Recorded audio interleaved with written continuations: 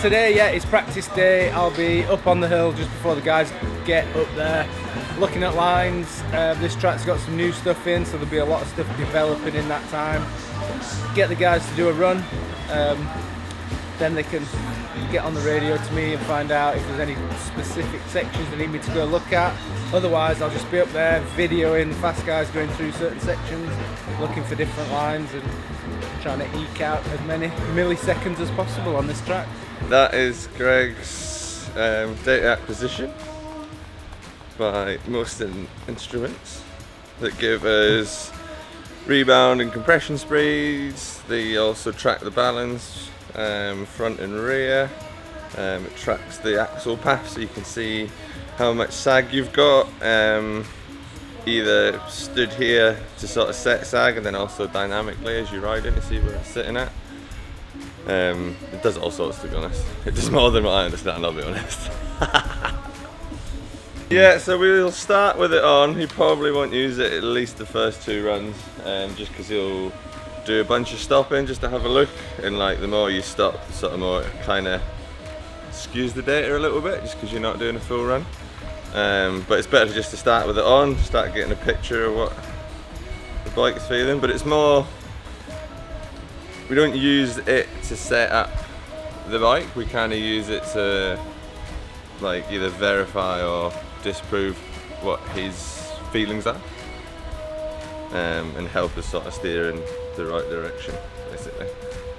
So doing rider feel first and then double check what the numbers are saying, sort of keep an eye on it and make sure what he thinks his feeling is what it's feeling. What it helps us achieve is we know what a good bike setup is in numbers and how it feels. So all the gradients change in the track and alter, so we can get to a comfortable position within the bike that I like within a run. So we just don't waste time setting up a bike, it just happens within a run. Sorry for turning the music down. B+, could try harder. Otherwise in the naughty corner. Hopefully it didn't bring you out of your zone.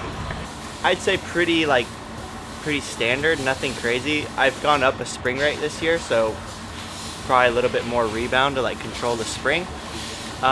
Pretty stiff, I guess, like closed quite a bit on the compression as well, so I guess maybe stiffer than average, but I don't know, just you gotta ask Tom. Yeah, just we've been actually changing a few things around this year, so basically just going stiffer front and rear, so that's about it. Generally, I wouldn't say it's particularly specific, but we just try and achieve a good balance on the bike and a nice stable feel with plenty of grip, and then you can go quick. Yeah, we try and get it pretty, there's not actually that many runs for practice, so we try and get it pretty dialed straight away, because we don't really want to be spending all day like trying to make it good. We want it to be good off the bat.